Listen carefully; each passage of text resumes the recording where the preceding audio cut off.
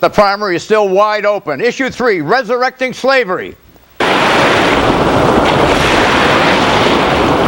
The first African slaves arrived on this continent in 1619, and the institution of slavery lasted until abolition, 1865, 246 years.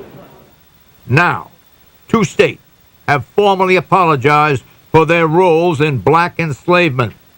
The Maryland Assembly passed a resolution last week which says, quote, "Whereas slavery and discrimination are utterly contrary to the principles that this nation and this state profess, the state of Maryland expresses profound regret for the role that Maryland played in instituting and maintaining slavery and for the discrimination that was slavery's legacy," unquote.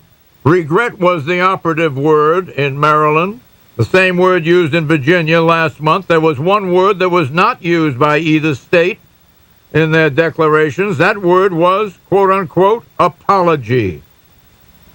Other states and cities, Missouri, Georgia, Delaware, New York, Massachusetts, Vermont, and Annapolis, are currently considering the Virginia and Maryland precedent. And last month, on Capitol Hill, Stephen Cohen, Democratic congressman from Tennessee, introduced a bill in the House of Representatives entitled Resolution Apologizing for the Enslavement and Racial Segregation of African Americans. The bill has 35 co-signers. Question. Some 640,000, mainly white men, died in the Civil War. Does the nation owe regrets to those whites of that number who gave their lives fighting to emancipate slaves, or only to the slaves for their victimization? I ask you. I was so... Why are you looking at me, John? I was so busy arguing with Pat on who's going to answer this question, I almost didn't hear the question. Did you hear the question? You mind if I answer the question? Well, thank you, John. I think, everybody in this generation regrets slavery. It's hard to find anybody who's in favor of it, because it's very easy to do because it happened so long ago. Frankly, I think that this is the kind of symbolism, really, that plays well politically for some folks, but doesn't have that much substance. You know, like Larry Wilmore, the senior black correspondent on The Daily Show, said, I'd rather have the gambling casinos that a lot of Native American tribes had. But there is a question as to whether this lays a legal foundation for reparations, and that is stirring a lot of backlash. John, heading off the reparations debate, which is more likely. John, my great-grandfather was one of those 640,000.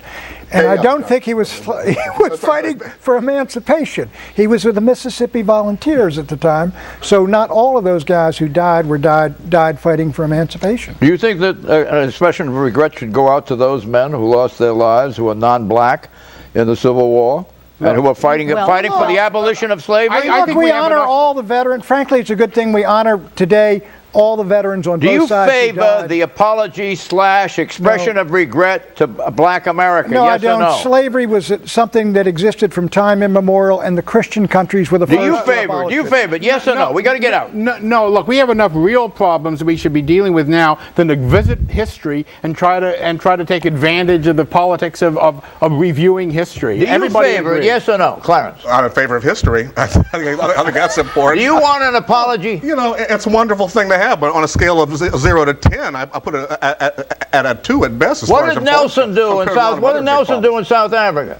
Oh, Nelson Mandela. Right. Oh, and they have a very aggressive reparations and affirmative action. But they had a reconciliation. They had a reconciliation. The reconciliation, did that involve reparations? It also involved. Did it involve an expression of regret? It involved people coming up and saying what you did on both sides. Do you favor an apology or an expression of regret for slavery, which happened, 230 years ago? I'm watching Georgia, where the resolution of apology may be twinned with a resolution to declare April as Confederate History Month. So we're now in an era of consumer-directed history. You get to pick which branch of history you want to celebrate. We'll be right back with predictions.